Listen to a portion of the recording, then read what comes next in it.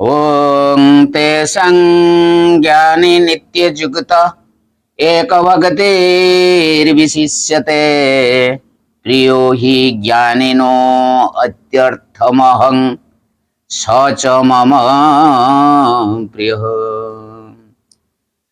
ସେମାନଙ୍କ ମଧ୍ୟରେ ମୋ ଠାରେ ନିତ୍ୟ ଏକି ଭାବରେ ସ୍ଥିତ ଏବଂ ଅନ୍ୟନ୍ୟ ପ୍ରେମ ଭକ୍ତି ରଖିଥିବା ଜ୍ଞାନୀ ଭକ୍ତ ଅତ୍ୟନ୍ତ ଉତ୍ତମ ଅଟନ୍ତି। କାରଣ ମୋତେ ତତ୍ତ୍ୱତଃ ଜାଣିଥିବା ଜ୍ଞାନୀଙ୍କର ମୁଁ ଅତ୍ୟନ୍ତ ପ୍ରିୟ ଏବଂ ସେଇ ଜ୍ଞାନୀ ମୋର ଅତ୍ୟନ୍ତ ପ୍ରିୟ। ଜ୍ଞାନୀ ସହିତ ନିତ୍ୟଯୁକ୍ତ ଓ ଏକ ଭକ୍ତି ହିଁ ବିଶେଷଣ କାହିଁକି ଦିଆଯାଇଛି? ସଂସାର ଶରୀର ଓ ନିଜକୁ ପୁରାପୁରି ଭୁଲି ଯାଇ ଯେ ଅନନ୍ୟ ଭାବରେ ନିତ୍ୟ ନିରନ୍ତର କେବଳ ଭଗବାନଙ୍କ ଠାରେ ହିଁ ମଗ୍ନ ରହନ୍ତି ତାକୁ ନିତ୍ୟଯୁକ୍ତ କହନ୍ତି ଓ ଯେ ଭଗବାନଙ୍କ ଠାରେ କିଛି କାମନା ନଥାଇ ପ୍ରଗାଢ଼ ପ୍ରେମ କରନ୍ତି ତାଙ୍କୁ ଏକ ଭକ୍ତି କହନ୍ତି। ଭଗବାନଙ୍କର ତତ୍ତ୍ୱ ଜାଣିଥିବା ଜ୍ଞାନୀ ଭକ୍ତଙ୍କ ଠାରେ ଏହି ଦୁଇଟି ଲକ୍ଷଣ ପୂର୍ଣ୍ଣ ରୂପେ ଥାଏ। ଅତଏବ ଏହି ବିଶେଷଣ ଦିଆଯାଇଛି।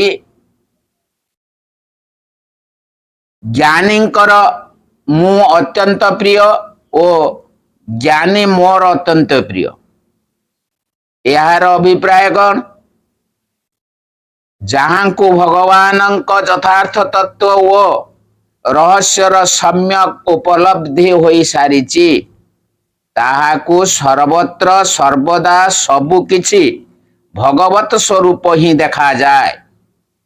ଯାହାଙ୍କର ଦୃଷ୍ଟି ଏକ ଭଗବାନଙ୍କ ବ୍ୟତୀତ ଅନ୍ୟ କିଛି ଦେଖା ନାହିଁ ତଥା ଭଗବାନ ହିଁ ଏକମାତ୍ର ପରମ ଶ୍ରେଷ୍ଠ ଓ ପରମ ପ୍ରିୟତମ ବୋଲି ଜାଣିଥିବାରୁ ଯାହାଙ୍କର ମନ ଓ ବୁଦ୍ଧି ଆସକ୍ତି ଓ କାମନାର ସର୍ବଥା ରହିତ ହୋଇ ଏକମାତ୍ର ଭଗବାନଙ୍କ ଠାରେ ହିଁ ତଲ୍ଲୀନ ହୋଇଯାଇଛି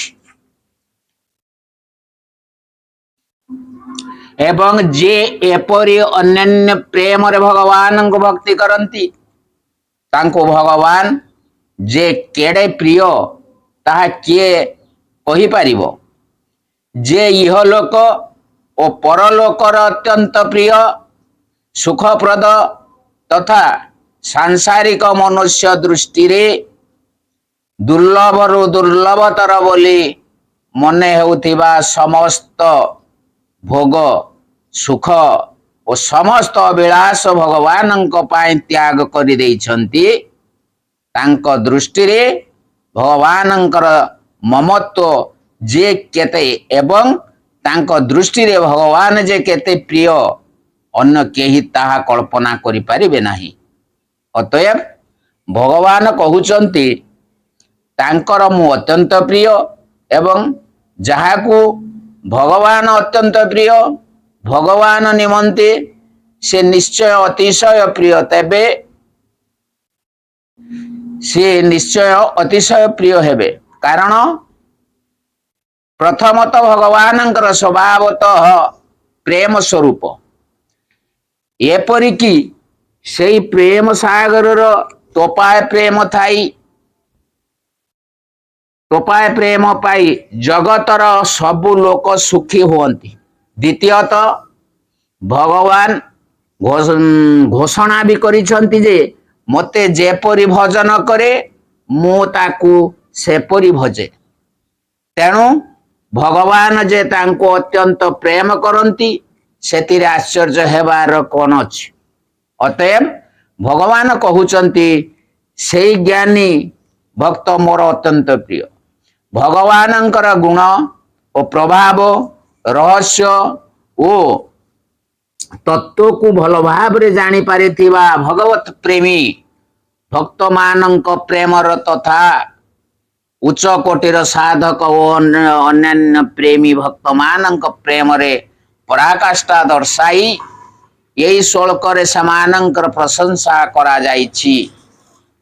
भगवान ज्ञानी भक्तों को सर्व श्रेष्ठतम ओ अत्यंत प्रिय बोली कहिले तेणु शंका होई पारे अन्य भक्त माने श्रेष्ठ ओ प्रिय नुहंती कि सेई संपर्क रे कहउचंती ओम नमो भगवते वासुदेवाय ओम परमात्मने नमः ओम उदारा सर्व एवेते ज्ञाने त्वात्मैव मे मतम् आस्तितः स हि जुगतात्मा मामेवानुतवां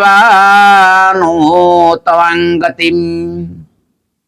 एमाने समस्ते ही उदार अटंती किंतु मो मतरे ज्ञानी तो साक्षात मोर स्वरूप अटंती कारण से मदगत मन बुद्धि संपन्न ज्ञानी भगत अति उत्तम गति स्वरूप मोठारे ही भल रूपे अवस्थित होई थांती। एमाने समस्ते उदार यही कथार अभिप्राय कौन ना एठारे जो चारि प्रकार भक्तों प्रसंग आसीची सेतिरे ज्ञानी विषय रे तो कौन सी प्रश्न ही नहीं।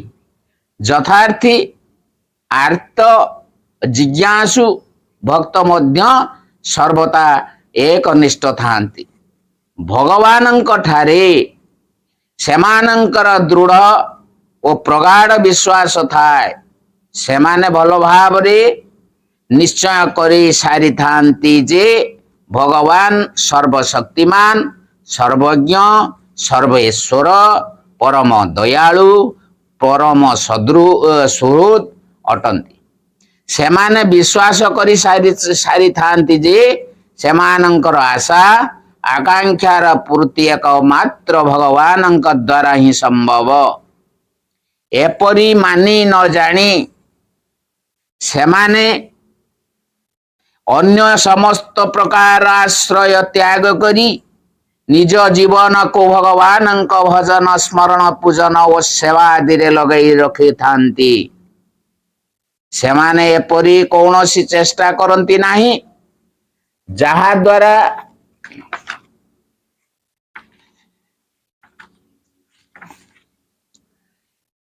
द्वारा कि भगवत विश्वास रे तिले मात्र त्रुटि हेब सेमानंकर कामना पूरा पूरी मेंटी न थाए किंतु केवल भगवान द्वारा ही सेमाने से सब पूर्ण करने को चाहती।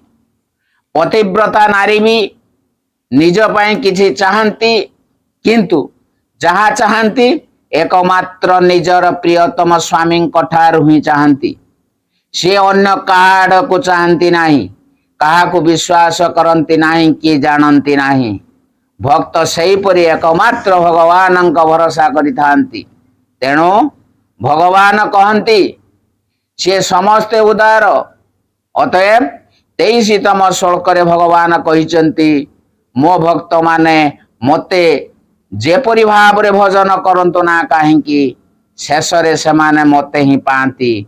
नवम अध्याय रे मध्य भगवत भक्तिर फल एपरि बोली कहा जाइछि।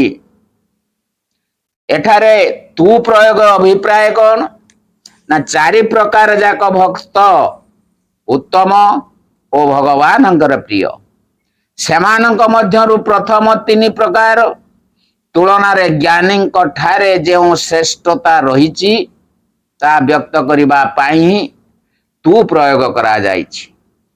ज्ञानी तो मोर ही स्वरूप या मोर मत यह कहबार अभिप्राय कौन ना एठारे भगवान देखाई देइछंती जे ज्ञानी भक्त और भगवान मध्य किछि भी प्रभेद नाही तेणु से कहिचंती से जहा मु ताहा एवं मु जहा से ताहा। युक्तात्मा शब्दर अर्थ कौन एवं से तांकर अति उत्तम गति स्वरूप भगवान ठारे भल भाव रे स्थित हुअंती कहिले कौन बुझाए जहां को मन बुद्धि भल भाव रे भगवान ठारे तन्मय होई गलानी तांकु युक्तात्मा कहंती एवं एपरि पुरुष एक मात्र भगवान ଭଗବାନଙ୍କୁ ହିଁ ସର୍ବୋତ୍ତମ ଓ ପରମ ଗତି ବୋଲି ଅର୍ଥାତ୍ ତାଙ୍କୁ ପ୍ରାପ୍ତ ହେବା ହିଁ ଅତି ଉତ୍ତମ ଗତି ବୋଲି ବୁଝି ନିତ୍ୟ ନିରନ୍ତର ପ୍ରଭୁଙ୍କ ଠାରେ ଅଚଳ ହୋଇ ଏକନିଷ୍ଠ ହୋଇଯାଆନ୍ତି। ତାହା ହିଁ ତାଙ୍କର ଭଗବାନଙ୍କ ଠାରେ ଭଲ ଭାବରେ ଅବସ୍ଥିତ ହୋଇଯିବା। ବର୍ତ୍ତମାନ ସେପରି ଜ୍ଞାନୀ ଭକ୍ତ ଦୁର୍ଲଭ ବୋଲି ବୁଝାଇବାକୁ ଭଗବାନ କହୁଛନ୍ତି ଓଂ ନମୋ ଭଗବତେ ବାସୁଦେବାୟ ଓଂ ପରମାତ୍ମନେ ନମଃ।